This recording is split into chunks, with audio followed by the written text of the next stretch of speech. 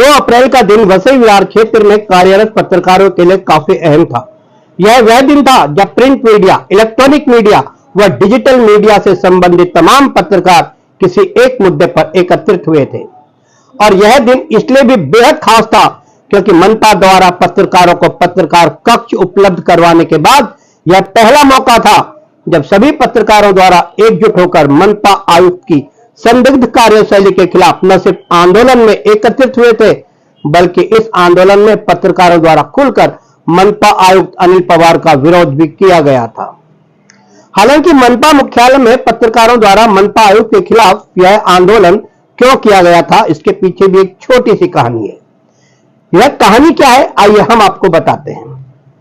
लगभग 5-6 दिन पहले अचानक वसई विरार क्षेत्र में काम कर रहे अधिकांश पत्रकारों व उनके परिजनों से संबंधित घर पट्टी की एक लिस्ट जारी की गई थी, जिसे सोशल मीडिया प्लेटफॉर्म व्हाट्सएप पर वायरल किया गया, जिससे पत्रकार खासे नाराज हुए तथा इस मामले को पत्रकारों के सम्मान व स्वाभिमान से जोड़कर देखा जा रहा था। साथ ही घर पट्टी की लिस्ट वायरल किए जाने के लिए मनपा आयुक्त अनिल पवार को ही जिम्मेदार माना जा रहा था। और फिर 1 अप्रैल को कुछ पत्रकारों ने बाकायदा मनपा मुख्यालय स्थित पत्रकार कक्ष में एकत्रित होकर मनपा आयुक्त के खिलाफ अपना रोष व्यक्त करते हुए इस गंभीर मामले में अपने अपने विचार व्यक्त किए। साथ ही पत्रकारों के मान सम्मान व स्वाभिमान के इस मामले को एक आंदोलन का रूप देने का निर्णय लिया गया। वहीं बैठक में उपस्थित सभी पत्रकारों द्वारा सर्वसम्मति से यह आंदोलन वरिष्ठ पत्रकार सुहास बिरहाड़े व विजय गायकवाड़ के मार्गदर्शन में किए जाने का निर्णय लिया गया। और फिर अगले दिन 2 अप्रैल को सुहास बिरहाड़े व विजय गायकवाड़ के मार्गदर्शन में सभी पत्रकार नियत समय में अपने अपने हाथों में काला फीता बांधकर मनपा मुख्यालय के गेट पर पहुंच गए।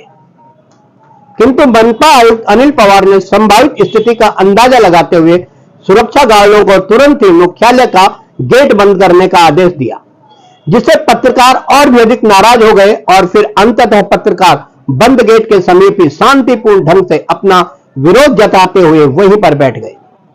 और इस विषय पर मनपा आयुक्त अनिल पवार के द्वारा आपसी चर्चा के लिए पहल किए जाने की उम्मीद जताते हुए आयुक्त अनिल पवार का इंतजार करने लगे।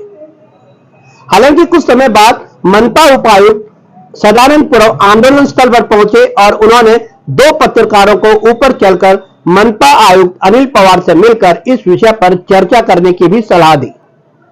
किंतु उपस्थित अधिकांश पत्रकार इस बात पर अड़े रहे कि मनपा आयुक्त अनिल पवार को नीचे आकर पत्रकारों के समक्ष आकर मिलना चाहिए। हालांकि जैसे जैसे समय बीतता जा रहा था वैसे वैसे ही पत्रकारों का आक्रोश भी बढ़ता जा रहा था। किंतु वरिष्ठ पत्रकार सुहास बिरहाड़े व वरिष्ठ पत्रकार विजय गायकवाड़ इस बात का खासा ध्यान रख रहे थे कि यह मौन आंदोलन कहीं उग्र न हो जाए तथा अपने मार्ग से न भटक जाए। हालांकि इस दौरान कुछ पत्रकार मनपा आयुक्त अनिल पवार के पत्रकारों के समक्ष नीचे न आने से काफी आवेशित भी नजर आ रहे थे, किंतु जैसे तैसे उन सभी को समझा बुझाकर शांत किया जा रहा था।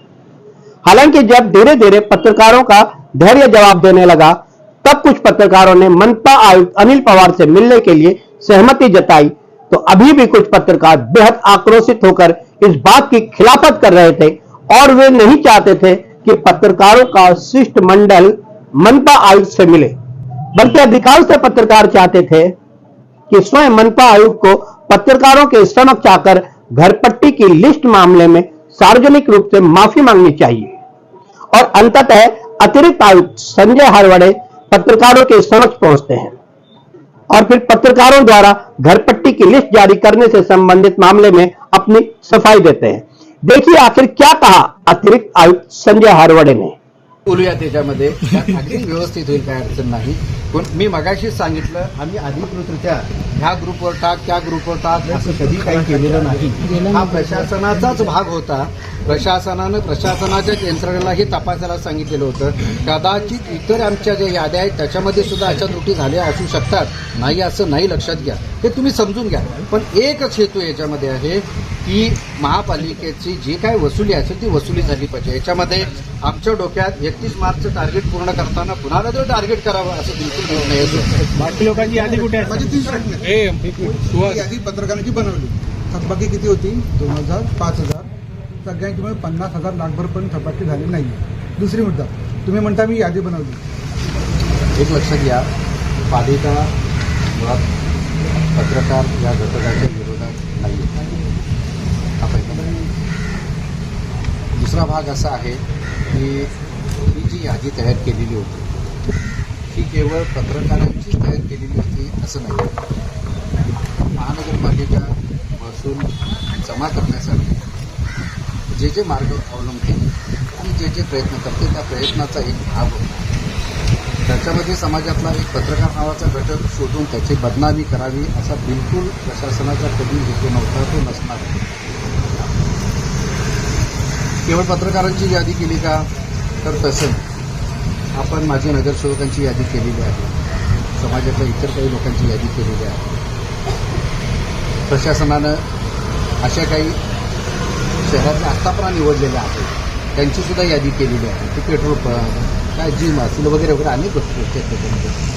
अशा अनेक गोष्टींच्या याद्या तयार केलेल्या होत्या. त्यातला एक भाग होता.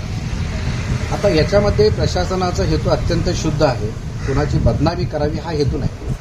म्हणजे बघा, वसुली करता आपण वेगळी माध्यमं वापरतो. म्हणजे आपण एखाद्या एरियामध्ये जर थकीत असतील तर त्या ठिकाणी आपण त्याची बोर्ड लावतो. माहिती आहे आपल्याला, माहिती आहे आपली पद्धत की डिजिटल बोर्ड तुमच्या कोपऱ्यावरती लावतो. त्या अनुक्रमांक असतो, त्या व्यक्तीचं नाव, त्याच्या प्रॉपर्टीचा उल्लेख असतो. पत्रकार असं म्हणू नका, पत्रकार नागरिक आहेत असतो.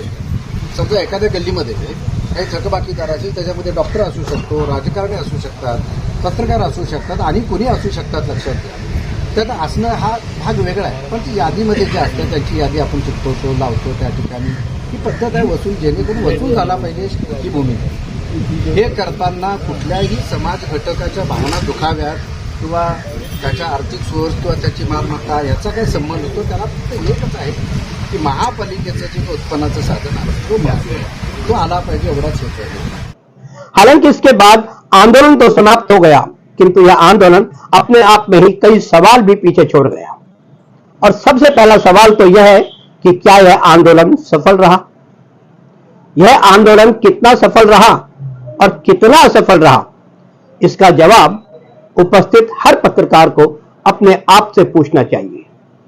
वहीं इस आंदोलन में कुछ ऐसी विशेषताएं भी रही जिसका जिक्र करना भी आवश्यक है. सबसे पहले तो वसई विरार क्षेत्र के पत्रकारों का यह वह आंदोलन था जिसमें प्रिंट मीडिया, इलेक्ट्रॉनिक मीडिया व डिजिटल मीडिया से जुड़े सभी पत्रकारों ने इस आंदोलन में बढ़ चढ़कर हिस्सा लिया था. यह आंदोलन पत्रकारों के सम्मान व स्वाभिमान का आंदोलन था और यह आंदोलन मनपा आयुक्त अनिल पवार के खिलाफ था. किंतु आयुक्त अनिल पवार द्वारा पत्रकारों के उस आंदोलन को जरा भी महत्व नहीं दिया गया जिसमें 100 से अधिक पत्रकारों का जमावड़ा था. हालांकि यह मनपा आयुक्त अनिल पवार का अहंकार ही था कि उसने इतने बड़े आंदोलन को देखते हुए न सिर्फ मनपा कार्यालय के दरवाजे पत्रकारों के लिए बंद कर दिए थे, बल्कि आयुक्त द्वारा पत्रकारों से मिलने का 5 मिनट तक का समय नहीं निकाला गया. वहीं मनपा आयुक्त को यह नहीं भूलना चाहिए कि मनपा के तमाम अच्छे बुरे कार्यों को जनता तक पहुंचाने का कार्य इन्हीं पत्रकारों के द्वारा ही किया जाता है, जिनके लिए आज मनपा आयुक्त ने अपनी हिटलरशाही मानसिकता का परिचय देते हुए मनपा कार्यालय के दरवाजे बंद करवा दिए थे. हालांकि इतना कुछ होने के बावजूद भी पत्रकार सुहास बिरहाड़े व पत्रकार विजय गायकवाड़ के प्रयासों की भी सराहना की जानी चाहिए, जिन्होंने पत्रकारों के इस महत्वपूर्ण आंदोलन को दिशाविहीन नहीं होने दिया और इस संपूर्ण आंदोलन में अपनी महत्वपूर्ण भूमिका निभाई.